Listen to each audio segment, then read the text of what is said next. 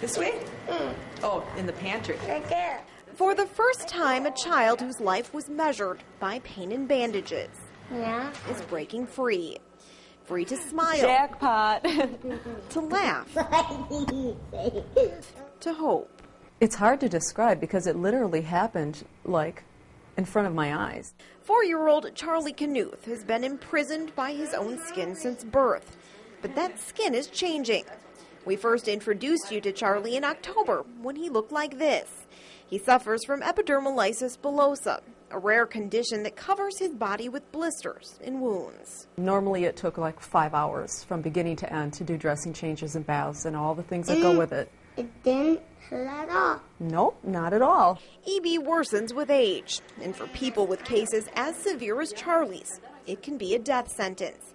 But here he sits, his head unbandaged, for the first time since he was 6 months old. I can sleep until it was on my head. And Charlie's family is adjusting to a new routine. Now I can just be mom instead of being the nurse and the doctor and the caretaker and all those other things, right? Yep. Yep. It's all because of a groundbreaking procedure doctors at the University of Minnesota have developed to treat children with EB. This is as close as somebody can get to not being able to live and come back. And so it's a very harsh medication to use.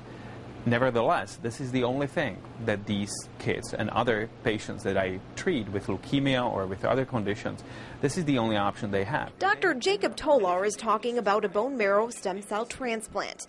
He performed the procedure on Charlie in late December and says it can improve skin and quality of life for EB patients if they live through it. They can do, what would be considered an outrageous thing for somebody with EB. They can jump on a trampoline, they can ride a bike, things that are common to us, but very, very rare and very uncommon to children with EB.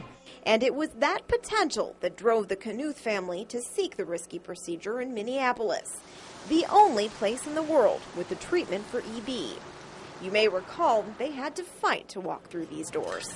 Medicaid initially refused to cover the treatment, but relented when the community rallied in support. Charlie spent more than a month here at the University of Minnesota Amplatz Children's Hospital. For the family, it was a place of hope, but also of struggle. He was the 13th patient to receive the transplant. 4 have died during or in preparation for the rigorous treatment. Charlie also had his battles. This little guy got an infection in his central line, and it got into his blood. And they had to pull it out. Yeah, they took it out. And he went into respiratory failure. But 3 weeks later, he was out of intensive care, and the blisters that once covered 95% of his body began to slip away. I'm not pale anymore. 50 days post-transplant, he's a marvel at the Ronald McDonald House. Wounds that took weeks to heal now need only a day. Skeleton doesn't win. Charlie and his mom know they're only halfway there, but are enjoying their lighter moments. Charlie will spend at least 2 more months here at the house. He also has dialysis 4 days a week at the hospital, where another little boy is preparing for the same procedure, preparing for his life to change. I told him how your skin got better and your face and all those things. And his face was just, it lit up like you wouldn't believe. And his mom was crying and his aunt and uncle. And he started feeling his own face like this. Doctors say there are others waiting for the procedure. Children looking to Charlie for inspiration as Charlie looks towards home. You're silly. In Minneapolis, Lindsay Veramis, Fox 11 News.